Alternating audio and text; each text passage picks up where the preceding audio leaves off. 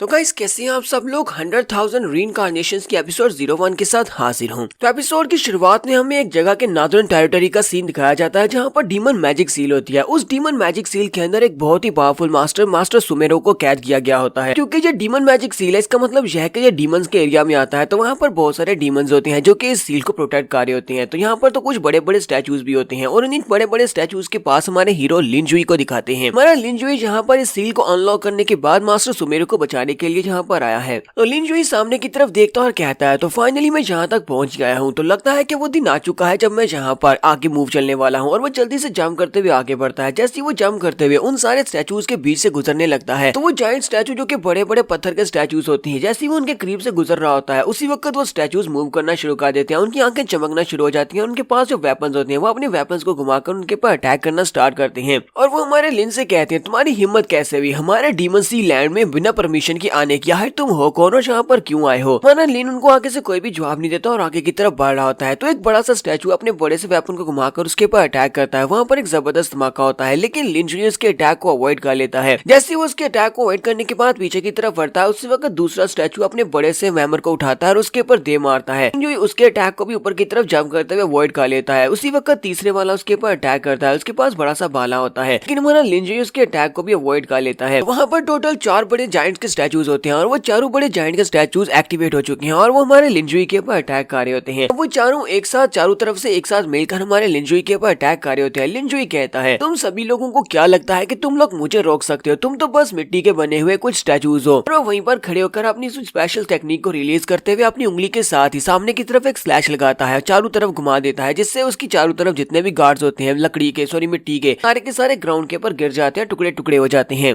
क्योंकि लिनजुई ने यहाँ पर अपनी एनर्जी को गोल चक्कर में घुमाया होता है और उसके आसपास वो चारों स्टैचूज होते हैं। तो वो चारों के चारों इसके साथ हिट होने के बाद सेंटर से कट जाते हैं, उनके टुकड़े टुकड़े हो जाते हैं और वो वहीं पर गिर जाते हैं। तो उन सभी स्टैचूज को मारने के बाद हमारा लिनजुई अब आगे की तरफ बढ़ रहा है। उस डीमन मैजिक सील की तरफ वो आगे बढ़ता है और कहता है, तो लगता है कि अब यहाँ पर अगला लाइन ऑफ डिफेंस आ चुका है। ये सारे के सारे तो कैनन फोडर्स हैं, क्योंकि ये सभी लोग मरने वाले हैं। तो उसके सामने कुछ आर्मी गार्ड्स होते हैं, ये सारे कुछ स्पेशल सोल्जर्स होते हैं। उन सारे स्पेशल सोल्जर्स के साथ साथ कुछ डीमंस भी होते हैं जो कि तरह तरह के डिफरेंट काइंड्स के डीमंस होते हैं और काफी पावरफुल भी लग रहे होते हैं। इनमें से एक डीमन आगे बढ़ता है और हमारे लिन से सेम वही बात कहता है कि तुम्हारी हिम्मत कैसी हुई हमारे डीमन सी लैंड में बिना परमिशन के आने की? और वो अपने साथियों से कहता है, जल्दी से जाओ, जाकर इस लड़के को पकड़ लो, अगर पकड़ सकते हो तो पकड़ो वरना इसे मार डालो। और वो सभी लोग हमारे लिनजुई को पकड़ने के लिए आगे बढ़ते हैं, जबकि हमारा लिनजुई फिर से वहाँ पर हल्का सा मुस्कुराता है और कहता है, मुझे तो लगा था कि ये लोग यहाँ पर किसी पावरफुल लाइन ऑफ डिफेंस को भेजेंगे, लेकिन इन लोगों ने तो यहाँ पर राम वॉइड शैडोज को भेज दिया है। ये सारे होली राम वॉइड शैडोज, ये तो सभी लोग तो पावरफुल स्पिरिट्स हैं। असल में ये अपने मास्टर्स के शैडोज है और इनके मास्टर्स जितने पावरफुल होते हैं ये स्पिरिट शैडोज भी उतने ही पावरफुल होते हैं। यानी कि अपने मास्टर से इनकी पावर्स कुछ थोड़ी बहुत ही कम होंगी। लेकिन नॉर्दर्न एरिया में ये लोग यहाँ पर इस सील को गार्ड करते हैं। तो हमारा शाह वहीं पर पत्थर के ऊपर बैठ जाता है, जबकि वो सारे के सारे होली शैडोज उसके ऊपर अटैक करने के लिए उसके करीब पहुंच रहे होते हैं। और लिनजुई यहाँ पर हमें एक और बात बताता है। वो कहता है, जहाँ पर इस डीमन सी के अंदर जो डीमन किंग्स है, तो 7 डीमन किंग्स है और उन सभी ने मेरे पर नजर रखने के लिए लगता है कि काफी बड़ी कीमत चुकाई है। लिनजुई कहता है, चाहे वो कुछ भी खा ले लेकिन यहाँ पर उनकी दाल नहीं गलने वाली, क्योंकि काम नहीं बनेगा। और वो उठता है और उन सभी के ऊपर अटैक करना स्टार्ट करता है। सिर्फ और सिर्फ एक पाम मारने से वो सारे के सारे होली शैडोज वहीं पर डिस्ट्रॉय होते जा रहे होते हैं। हमारा हीरो लिनजुई काफी ज्यादा पावरफुल होता है। वो उन सभी शैडोज के ऊपर अटैक कर रहा होता है, एक एक करके वो आगे गुजरता जाता है और यहाँ पर बैंग बैंग बैंग की आवाज आती है, यानी कि उसने आसपास जितने भी होते हैं उन सभी को मार दिया होता है। सिर्फ लास्ट के ऊपर उनका जो चीफ होता है वो बचता है। वो हमारे लिनजुई की तरफ देखकर बहुत सा घबरा रहा होता है और कहता है, ऐसा कैसे हो सकता है? तो हमारा लिनजुई उसके ऊपर भी अटैक करते हुए आगे गुजर जाता है। वो अपनी उंगली को घुमाते हुए एनर्जी स्लैश लगाता है और उस बेचारे को भी मारकर आगे आ जाता है और हंसते हुए कहता है, तो लगता है कि फाइनली मैं उस जगह के ऊपर पहुंच ही चुका हूँ। हमारा लिनजुई उस डीमन सील के सामने पहुंच जाता है। उस डीमन सील के सामने पहुंचने के बाद से मास्टर सुमेरो दिखाई देते हैं, जो कि वहाँ पर चेन्स में जकड़े होते हैं। मास्टर सुमेरो से कहते हैं,